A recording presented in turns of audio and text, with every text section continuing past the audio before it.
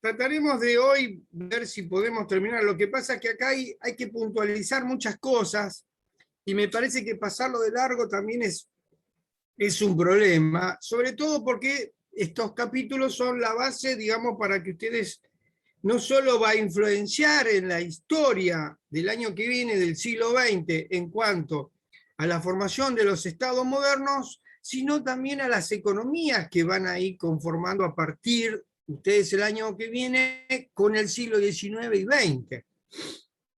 Entonces, teniendo en cuenta esto, hay una variable que trabajan los autores, que es la población, ¿no? La población europea durante el siglo XVIII, hay unas características que marcan, digamos, y que son importantes porque van a influenciar en el resto de América, en el resto de los continentes, mejor dicho, porque acá lo que estamos mirando es historia de Occidente, lamentablemente. Tenemos que caer acá para poder entender qué pasa después en lo demás. Si tuviéramos tiempo para ver qué pasa en Asia o en África, sería interesante. Pero bueno. El siglo XVIII es un periodo de transición demográfica porque va decreciendo por varios aspectos. Un aspecto que no se puede controlar, que es la mortalidad infantil, es una variable cuyos indicadores son muy fuertes, aparejado con otro indicador que son las enfermedades como el sarampión. Acuérdense ustedes que este proceso que llevó del campo a la ciudad y las ciudades no estar preparadas para aglomerar tanta cantidad de gente, los problemas higiénicos, ¿sí? El tema de baños, todo esto lleva a un proceso, digamos, nuevo de transición. ¿Sí? De transición, el autor habla de transición es cómo vamos de la Europa medieval a un precapitalismo hasta lograr un capitalismo completo, ¿no? Este giro que mayormente se va llevando adelante en un proceso bastante importante, y los registros, o sea, los indicadores que demuestran que estaban justamente, mayormente ustedes saben bien, que antes todo el registro de natalidad, mortalidad y los casamientos los llevaba la Iglesia Católica y luego lo empezó a hacer la Iglesia Anglicana y por último la Iglesia Puritana, ¿no? O sea que las iglesias eran las que llevaban este rol que en la actualidad, en la formación del Estado moderno, denominamos registro civil. Esto se fue conformando a partir del siglo XVIII, podríamos decir, una evolución en Europa. Por supuesto que estos autores van a decir y van a sostener que el aumento de la población va a estar directamente relacionado con la economía. ¿Sí?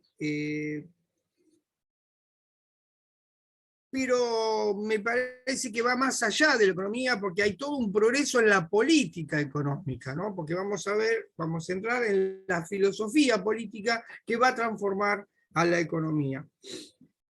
Hay unos datos, unos indicadores interesantes. En 1680 Inglaterra tenía 5 millones de personas, imagínense, 5 millones, ¿no? Francia era uno de los países que mayor población y ha logrado alcanzar un ascenso importante.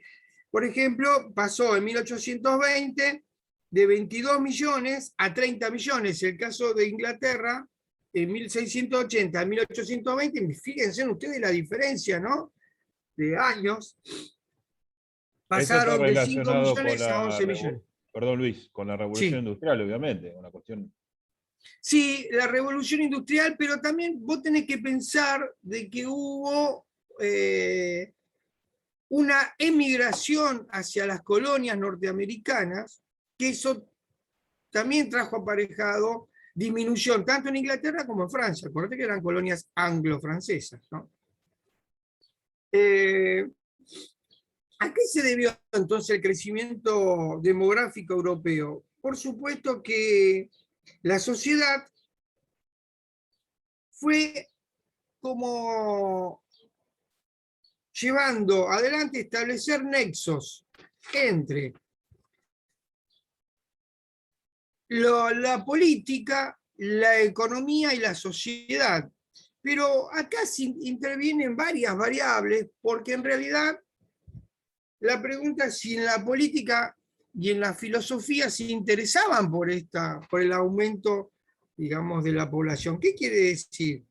Que justamente la aceleración demográfica en Europa central y oriental, la que de alguna manera llevaba adelante este proceso, y la más moderna, dicen los autores, era Inglaterra. Por supuesto que Inglaterra, sobre todo la zona de Gales y Escocia, habían aumentado casi el 58% de su población. Es muy interesante esto. Y lo que empezó a hacer, más que apuntar, fíjense esto, ¿no? Más que apuntar al crecimiento en Inglaterra demográfico, lo que apuntó es justamente a avanzar en la edad, en la expectativa de las edades, ¿no? Fíjense que en 1810 la expectativa de la edad era de 32 años. Sí. ¿Podemos poner entonces como variable ahí la expectativa de vida? Exactamente. Bien. O sea que esta esperanza de vida fue en aumento, ¿no? Esto es relativo, ¿no? Es una variable donde hay que ver los indicadores. Está totalmente descontextualizado, habría que contextualizarlo, ¿no? Porque, por ejemplo, acá en América había personas mayores de 32 años, ¿sí? Entonces, digamos, esto también es importante entenderlo, que todo tiene que ver, y usted lo sabe bien, con la dieta alimentaria que tenían acá en América. Bueno, según el autor, hay una variable que es la contracción de matrimonio habían aumentado. Esto da cierta expectativa de vida, de conformación de las familias. El problema estaba dónde se iban a sentar estas familias, que es un tema que los autores de alguna manera sostienen, porque esto va a permitir una circulación de bienes y servicios que va a estar calculado por cápita, o sea, de acuerdo a cada familia, el consumo que va a tener. Esto ya se viene planificando, fíjense chicos, esto ya viene desde esta época, una planificación desde el punto de vista familiar, ¿no? Que luego vamos a ver con la teoría de Malthus. Justamente, ¿eso viene ¿Cómo? con la economía política? ¿Eso viene arrastrado por la economía política, eso que usted está diciendo, Luis? Sí, yo diría al revés. ¿O por la ¿no? política económica? Por la política económica, porque la economía Bien. política determina. Lo que hacen los ingleses afuera, hacia afuera, es economía política. Hacia adentro hacen política económica. No Bien. sé si soy claro. Clarísimo. Ah, Nico. bueno, Sí, profe, bárbaro. con Sí. esto que usted menciona de la distribución de las familias, ¿es cuando se comienza a dar la formación de las urbes? ¿Ya? Sí, totalmente. Las urbes, Y sobre todo Manchester, Liverpool, sí, Londres, digamos, ¿tenemos que la en lucha por realidad la tierra o no? son ciudades urbes industrializadas, ¿no?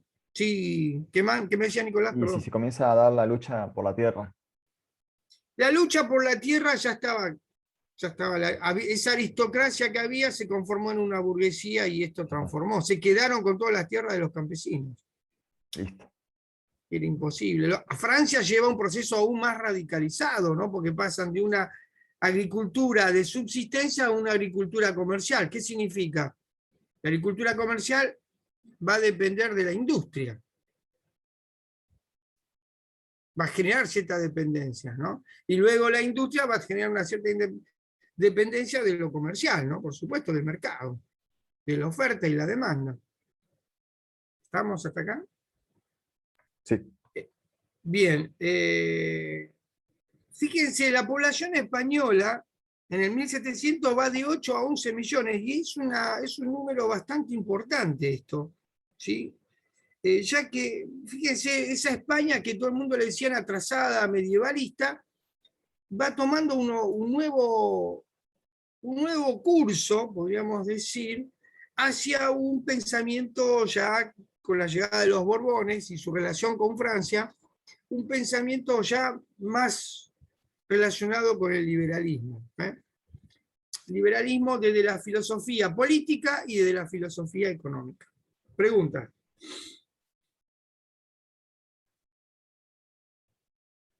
Bueno, para estos autores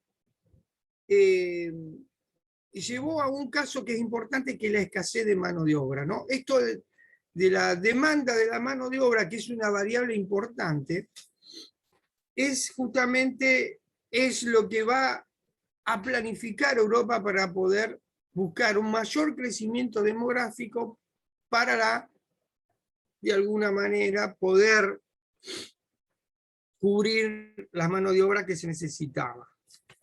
Preguntas. Luis, más o menos este proceso que se va dando, ¿dónde se visualiza más para tenerlo contextualizado? ¿A mediados del 18? Todo el siglo XVIII. Todo. Entre el 1700 y el 1800, ¿sí? Porque ya toma también la primera parte del siglo XIX, algunas cosas, ¿no? Pero mayormente es el siglo XVIII. Perdón. Estoy con un ataque de alergia terrible. Bueno. Esto hay aparejado otra variable, que son las migraciones.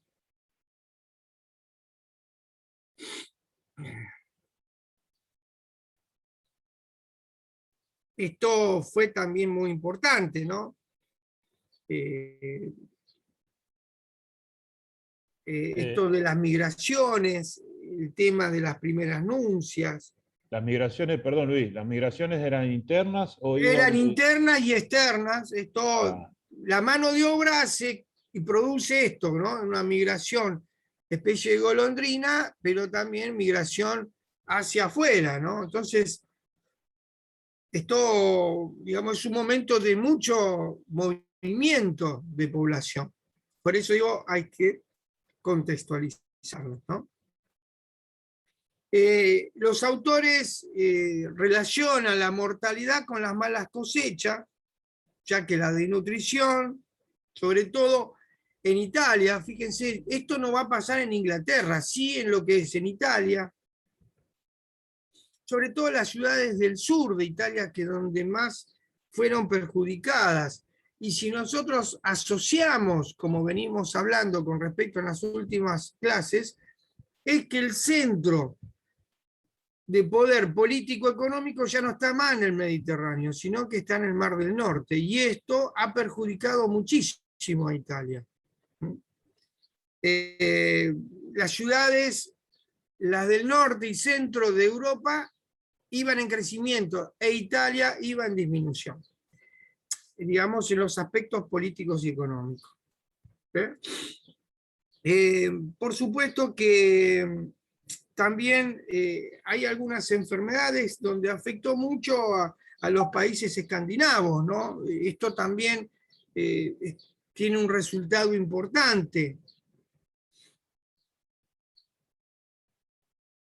Y esto también va a contagiar y va a impactar sobre el pueblo ruso, ¿no? Entonces, digamos, todo este norte asiático va a tener ciertos problemas, ¿no? ¿También por los mismos factores en los países escandinavos que en Italia?